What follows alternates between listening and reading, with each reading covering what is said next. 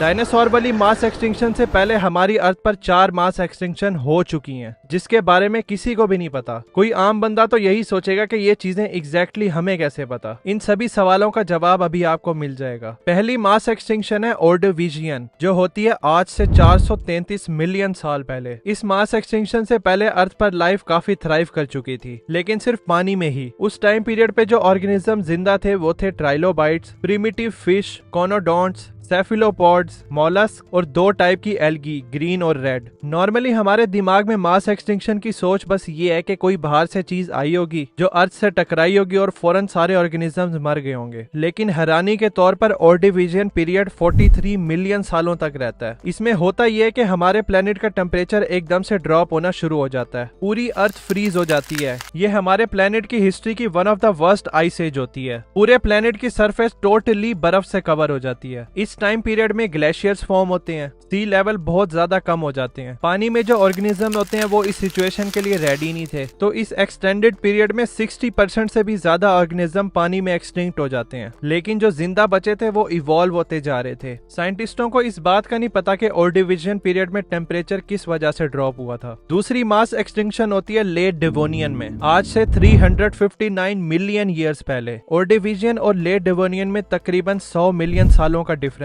है। इन 100 मिलियन सालों में ऑर्गेनिज्म सिर्फ पानी में थ्राइव नहीं करते, बल्कि वो जमीन पर भी आ गए थे। जमीन पर ज्यादातर प्लांट्स उगना शुरू हो जाते हैं। एल्गी फंगस में चेंज होती है, फंगस छोटे प्लांट्स में, और छोटे प्लांट से फॉरेस्ट बनना शुरू हो गए थे। हर तरफ सब्जा होता है। इस लेट डिवोनियन मास एक्सटिंक्शन में बहुत सारे इवेंट्स होते हैं, जिसकी वजह से पूरे प्लेनेट का टेम्परेचर चेंज हो जाता है। सी लेवल तो कम होते ही हैं, साथ ओशियन में ऑक्सीजन की भी कमी हो जाती है। इसके अलावा वोल्केनिक एक्टिविटीज भी होती हैं, जिससे पूरे प्लेनेट का टेम्परेचर डिस्टर्ब हो जाता है। इस लेट डिवोनियन मास एक्सटिंक्शन के बारे में साइंटिस्टों को इतना नहीं पता जितना इससे पिछली वाली मास एक्सटिंक्शन के बारे में पता है। लेट डिवोनियन मास एक्सटिंक्शन में 75% ऑर्गेनिज्म बिल्कुल ही खत्म हो गए थे। लेट डिवोनियन के बाद 100 मिलियन साल फिर से सुकून वाले गुजरते हैं। ऑर्गेनिजम्स को फिर से मौका मिलता है इवॉल्व करने का। बहुत सारी नई स्पीशीज आ गई थी इस टाइम पीरियड में। काफी सारे अजीबो गरीब रेप्टाइल्स आ गए थे। इसके साथ ही एम्फीबियंस जैसे कि टेम्नोस्पॉन्डल्स भी उस टाइम पर मौजूद थे। साथ ही जो इंसेक्ट आपको अभी दिखते हैं जैसे कि ड्रैगन फ्लाई, ये उस टाइम पीरियड में मॉन्स्टर साइज जितनी होती है, तकरीबन 2 फीट जितनी। और पानी में वैसे भी नए स्पीशीज आ गए थे, प्लांट्स की भी नई स्पीशीज पैदा हो गई थी। फिर आज से 250 मिलियन साल पहले तीसरी मास एक्सटिंक्शन होती है, जिसको बोलते हैं पर्मियन एक्सटिंक्शन। ये हमारे प्लेनेट की हिस्ट्री की सबसे खतरनाक मास एक्सटिंक्शन होती है। ये इतनी खतरनाक एक्सटिंक्शन होती है कि इसमें तकरीबन सारी अर्थ पर लाइफ खत्म हो जाती है। 96% स्पीशीज इस एक्सटिंक्शन में खत्म हो जाते हैं। साइंटिस्ट श्योर नहीं है कि ये एक्सटिंक्शन किस वजह से हुई थी, लेकिन ये बिलीव करते हैं कि इस टाइम पीरियड में वोल्केनोज बहुत ज्यादा एक्टिव थे, जो मिलियन टन की मीथेन एटमॉस्फेयर में छोड़ रहे थे। एस्ट्रॉइड स्ट्राइक भी हो सकती है, लेकिन रीजन जो भी है, पर्मियन मास एक्सटिंक्शन सबसे खतरनाक एक्सटिंक्शन होती है इन पांचों में से। इस एक्सटिंक्शन के बाद बचे हुए 4% ऑर्गेनिज्म यहाँ से लाइफ को कंटिन्यू करते हैं, लेकिन इन बचे हुए स्पीशीज को सिर्फ 50 मिलियन साल मिलते हैं खूब थ्राइव करने के लिए, क्योंकि अगली मास एक्सटिंक्शन करीब ही थी। इन 50 मिलियन सालों में भी डायनासोर्स आ गए थे, लेकिन डायनासोर की सिर्फ अर्ली टाइप थी उस टाइम पीरियड में, जैसे कि थेरोपॉड्स। समंदर में भी रेप्टाइल घूम रहे थे। मगरमच्छ का एंसेस्टर आर्कोसॉर्स भी उस टाइम पीरियड में था। बाकी इंसेक्ट्स और प्लांट्स तो वैसे भी थे। फिर आज से 2 मिलियन साल पहले ट्रासिक और जुरासिक पीरियड में चौथी मास एक्सटिंक्शन होती है। इस एक्सटिंक्शन में भी वोल्केनिक एक्टिविटीज होती हैं, जो कि कई मिलियन सालों के अरसे तक चलती हैं। ये इतनी सवेयर नहीं होती पर्मियन एक्सटिंक्शन की तरह, लेकिन फिर भी 80% मेरीन लाइफ को अपनी लपेट में ले लेती है। इस एक्सटिंक्शन के बाद बहुत लंबा अरसा मिलता है लाइफ को सही से रिस्टोर करने का प्लेनेट अर्थ पे, और वो वाले सारे स्पीशीज इस पीरियड में पैदा होना शुरू हो गए थे जिनके रिमेन्स आपने देखे भी होंगे, जिनकी तो हमें हड्डियां भी मिली हैं। इस टाइम पीरियड में सबसे मशहूर डायनासोर टीरेक्स भी था। टीरेक्स को तो खैर हर कोई जानता है। इसके अलावा ट्राइसेरोटॉप्स था, वोल्कोरैप्टर, हमारी अर्थ की हिस्ट्री का सबसे बड़ा क्रिएचर पैटागोटाइटन, जिसकी लेंथ 85 फीट तक थी, वो भी इस टाइम पीरियड में मौजूद था। इसको अगर हाथी से कंपेयर करें तो वो इसके सामने बच्चा लगता है। ये सब तो खैर मशहूर डायनासोर्स थे। इसके अलावा ये लिस्ट भरी पड़ी है डायनासोर्स की जो उस टाइम पीरियड पे मौजूद थे। फिर आज से 65 मिलियन साल पहले सबसे फेमस मास एक्सटिंक्शन होती है, जिसका तो सबको ही पता है, केटी मास एक्सटिंक्शन। माउंट एवरेस्ट से भी बड़ा एस्ट्रॉइड अर्थ के करीब आ रहा था। अर्थ की ग्रेविटी की वजह से इसकी स्पीड और तेज हो जाती है। जब ये अर्थ के एटमॉस्फेयर में एंटर होता है तो फ्रिक्शन की वजह से ये एस्ट्रॉइड फायर बॉल बन जाता है। ये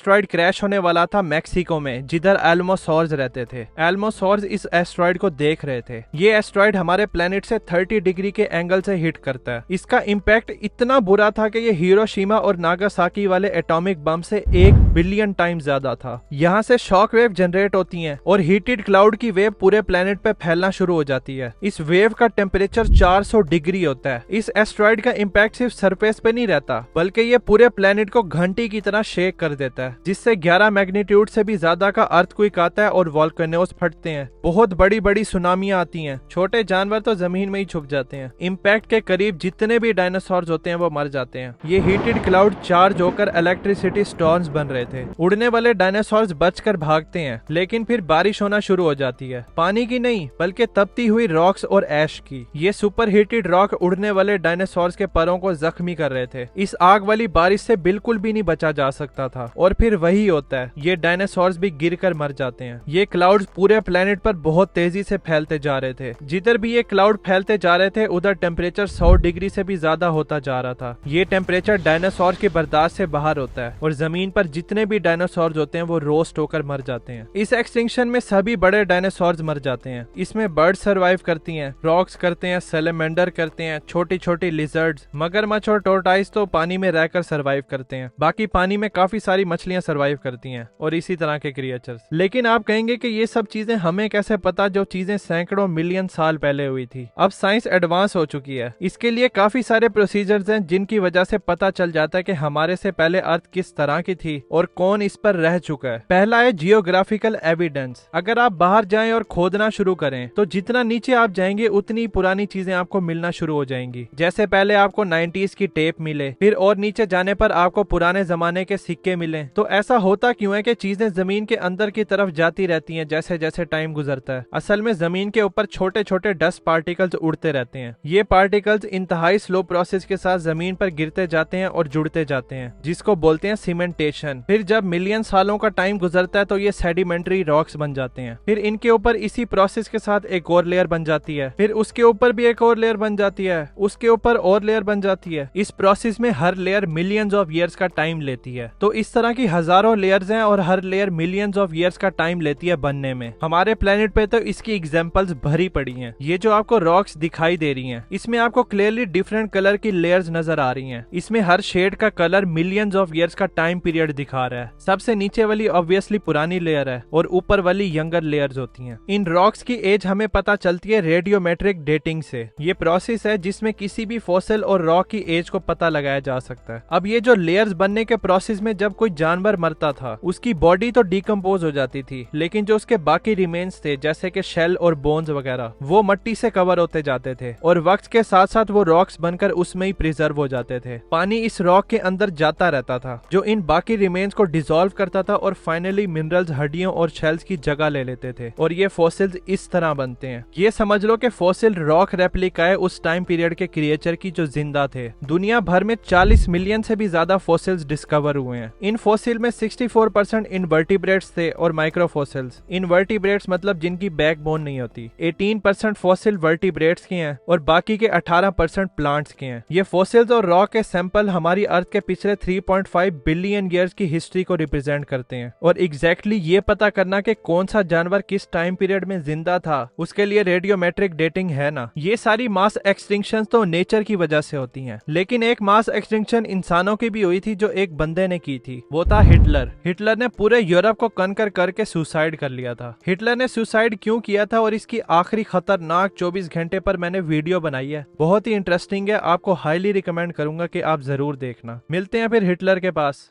थैंक्स फॉर वॉचिंग।